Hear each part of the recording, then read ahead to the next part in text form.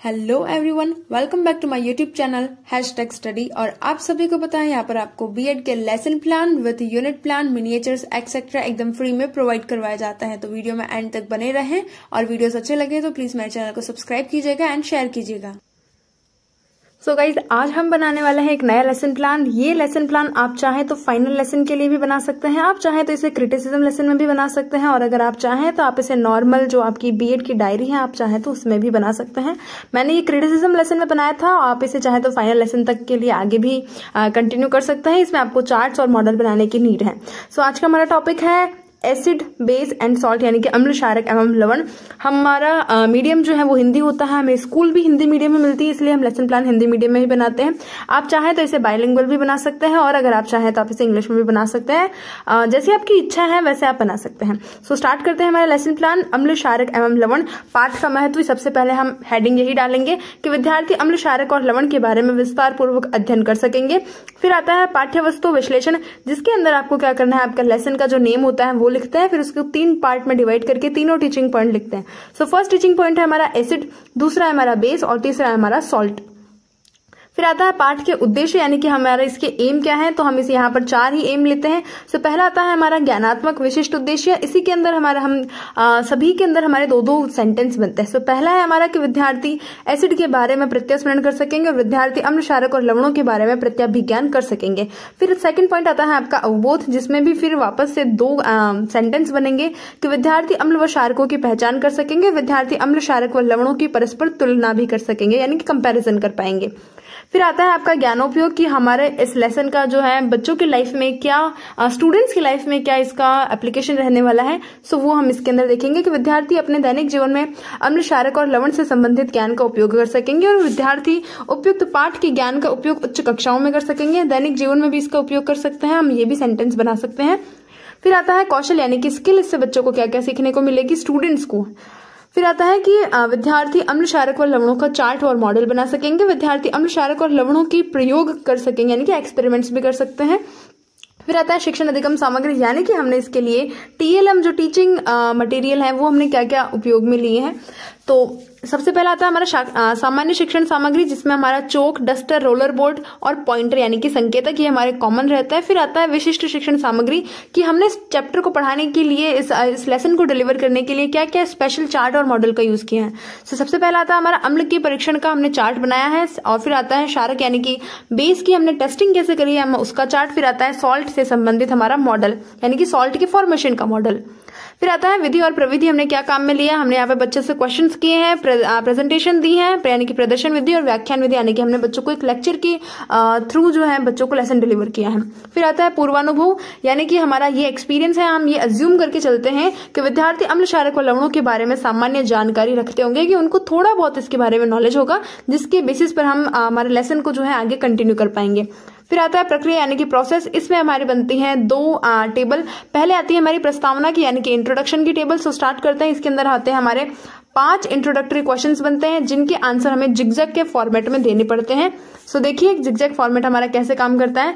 पहला हमारा आता है कि किस ऋतु में टेम्परेचर जो है, तापमान अधिक होता है। सो पहला आता है ग्रीष्म ऋतु में तापमान अधिक होता है।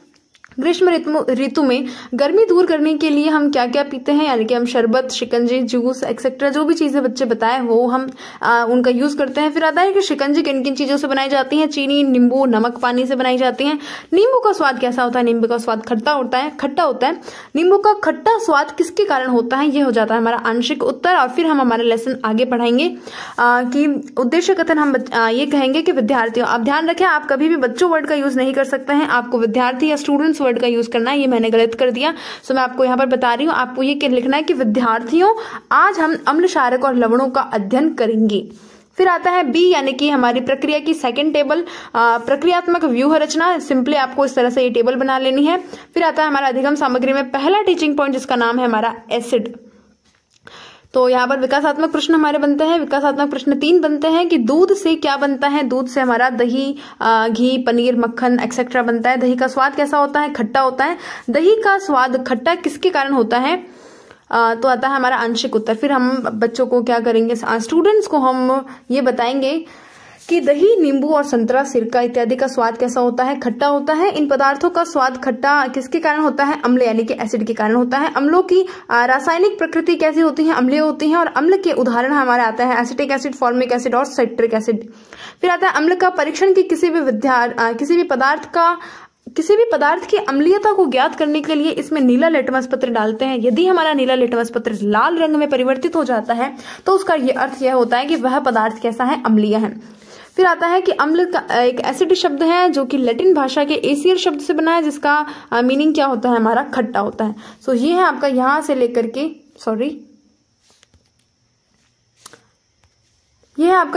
लेकर के यहां तक का छात्राध्यापिका कथन। फिर आता है हमारा विद्यार्थी क्रिया कि विद्यार्थी ध्यानपूर्वक सुनेंगे, समझेंगे, वो अपनी नोटबुक में नोट करेंगे। ये विद्यार्थी क्रिया आपकी जितने भी लेसन प्लान बनाएंगे, जितने भी टीचिंग पॉइंट बनाएंगे, सभी में ये सेम फॉर्मेट रहने वाला है। फिर आता है आपका मिनिएचर की अभी फोटो मैं आपको बता दूंगी। फ्लैप मिनिएचर आपको यहाँ पर पेस्ट होना है, इस लाइन पर आपका फ्लैप मिनिएचर पेस्ट होना है। यहाँ पर आती है आपकी ब्लैक बोर्ड समरी, वो भी अभी मैं बता दूंगी आपको। सो ये रही आपकी ये आपकी मिनिएचर की पिक। ये है आपका टेस्टिंग वाला चार्ट जिसमें हम नीला लिटमस पत्र डाल रहे हैं, ये रेड कलर में कन्वर्ट हो रहा है। फिर आता है आपका ब्लैक बोर्ड समरी की अम्ल स्वाद में खट्टे होते हैं, यह नीले लिटमस पत्र को लाल कर देते हैं। आप चाहे तो एसिड के बारे में अगर कोई भी चीज आप दूसरी लिखना चाहे तो आप वो भी यहाँ पर लिख सकते हैं, जैसी आपकी इच्छा हो इस तरह से करना है, लेकिन इसका फॉर्मेट कभी भी चेंज नहीं होना है। अगर फॉर्मेट में आपने गलती कर दी तो आपका लेसन प्लान गलत हो सकता है। उसके बाद में आता है आपका छात्राध्यापिका कथन, जो कि यहां से लेकर यहां तक है आपका छात्राध्यापिका कथन कि ऐसे पदार्थ जो स्वाद में कड़वे होते हैं और स्पर्श करने पर साबुन जैसे लगते हैं उन्हें हम बेस यानी कि क्षारक कहते हैं। बेस यानी कि क्षारकों की प्रकृति क्षारकीय होती है, जैसे कि इसके उदाहरण सोडियम हाइड्रोक्साइड, कैल्शियम हाइड्रोक्साइड यानी कि CaOH का होल ट्वाइस। क्षारक क्या करते हैं? लाल लिटमस पत्र को नीला कर देते हैं। और क्षारक का परीक्षण कैसे किया जाता है कि यदि किसी पदार्थ में लाल लिटमस पत्र डालने पर वह नीला रंग में परिवर्तित हो जाता है तो वह पदार्थ क्षारकीय होता है। ये रही आपकी विद्यार्थी क्रिया। और यहाँ पर आपका ब्लैक बोर्ड समरी है वो यहाँ पर पेस्ट होगी और फ्लैप मिनिएचर आपका यहाँ पर पेस्ट होगा। इसके आगे मैं पिक आपको बता रही हूँ। ये रहा आपका क्षारक का चार्ट यानी कि मिनिएचर, और ये रहा आपका ब्लैक बोर्ड समरी। आप इसके चाहे तो स्क्रीनशॉट ले सकते हैं आराम से। ओके, देन आता है आपका बोध प्रश्न की क्षारकों का स्वाद कैसा होता है? कड़वा होता है। क्षारकों का स्पर्श कैसा होता है? साबुन के जैसा होता है। फिर आता है तीसरा और लास्ट टीचिंग पॉइंट जिसका नाम है लवण यानी कि सॉल्ट। तो सॉल्ट में आप देखिए विकासात्मक प्रश्न के नीले लिटमस पत्र को नीला लिटमस पत्र अम्ल किस रंग में परिवर्तित नीले लिटमस पत्र को अम्ल किस रंग में परिवर्तित करते हैं? लाल रंग में। लाल लिटमस पत्र को नीले रंग में कौन बदलता है? अम्ल बदलता है। अम्ल और क्षारकों को परस्पर मिलाने पर क्या बनता है? आपका आंशिक उत्तर आ जाएगा। फिर आती है आपकी छात्राध्यापिका कथन। वापस से हम यहाँ वही नए टीचिंग पॉइंट का नया छात्राध्यापिका कथन कि जब किसी अम्ल व क्षारक को एक निश्चित अनुपात में मिलाते हैं तो जल के अतिरिक्त एक नया पदार्थ बनता है, इसे हम सॉल्ट यानी कि लवण कहते हैं। लवण का लिटमस पत्र का रंग नहीं होता है। ऐसे विलयन जो लाल व नीले लिटमस पत्र के रंग को परिवर्तित नहीं करते हैं उदासीन विलयन कहलाते हैं। ऐसे विलयन लवण का उदाहरण NaCl आ जाएगा यानी कि नमक। अम्ल व क्षारक को मिलाने वाली अभिक्रिया को उदासीनीकरण अभिक्रिया करते हैं यानी कि न्यूट्रलाइजेशन रिएक्शन कहते हैं। फिर आता है यह रहा आपका विद्यार्थी क्रिया। यहाँ पर आपको ब्लैक बोर्ड समरी पेस्ट करनी है जो कि यहाँ पर फुल्ली पेस्ट होती है, और यहाँ पर आपको फ्लैप मिनिएचर पेस्ट करना है जिसकी पिक आपकी ये रही। इस तरह से आपको एक चार्ट बना देना है, और ये रहा आपका black board summary. You can take a screenshot of this. फिर आता है बोध प्रश्न की अम्ल और क्षारक को मिलाने पर क्या बनता है? लवण और जल बनता है यानी कि एक सॉल्ट बनेगा और उसके साथ में आपका वाटर भी बनेगा। फिर आता है कि लवण का उदाहरण दीजिए, नमक हो गया। इसके अलावा कोई और एग्जाम्पल भी आप बच्चों से ले सकते हैं। फिर आता है पुनरावृत्ति क्वेश्चन, रिकैपिटुलेशन क्वेश्चन। तो ये आता है कि अम्ल से आप क्या समझते हैं? अम्ल की उत्पत्ति लैटिन भाषा के किस शब्द से हुई है? क्षारक किसे कहते हैं? क्षारक का परीक्षण कैसे किया जाता है? लवण यानी कि सॉल्ट किसे कहते हैं? फिर आता है मूल्यांकन प्रश्न, नींबू में क्या पाया जाता है? आपको क्या करने हैं? ऑप्शन देने हैं, उनमें से कोई एक ऑप्शन आपका राइट आंसर होगा। फिर आता है सेकंड क्वेश्चन की सोडियम हाइड्रोक्साइड किस में पाया जाता है? आपको ऑप्शन दे देना है।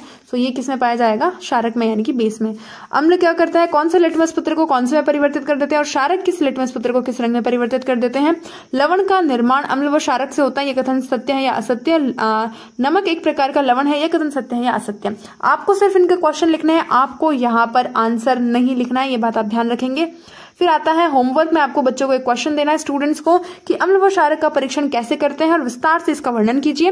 फिर आता है संदर्भ यानी कि हमारी जो बुक है वो कहाँ से पब्लिश की हुई है। तो यहाँ पर आपकी जितनी नॉर्मल एनसीईआरटी बुक होती है वो हमारी है यहाँ पर राजस्थान राज्य शैक्षिक अनुसंधान एवं प्रशिक्षण परिषद उदयपुर। फिर आता है समालोचनात्मक स्वमूल्यांकन के विद्यार्थी प्रयोग के माध्यम से पाठ को आसानी से समझ सकेंगे, यानी कि हमने एक्सपेरिमेंट किया उससे हम इजीली समझ पाएंगे। फिर आता है आपको क्या करना है, ये आपका जो फाइनल लेसन होगा क्रिटिसिज्म लेसन, वो आपके जो एग्जामिनर होंगे उनसे आपका जो चेक हो जाएगा। फिर आता है पर्यवेक्षण टिप्पणी, यानी कि आपको यहाँ पर ऑब्जर्वर जो होता है वो आपको कुछ कमेंट्स देता है कि प्रयोगात्मक रूप से पाठ को समझाया गया और कक्षा में छात्र सुव्यवस्थित रूप से बैठे थे और अनुशासन में थे। सो ये था आपका लेसन प्लान। अच्छा लगा वो वीडियो तो लाइक शेयर सब्सक्राइब कीजिएगा। मिलेंगे एक नए लेसन प्लान में, तब तक के लिए थैंक यू।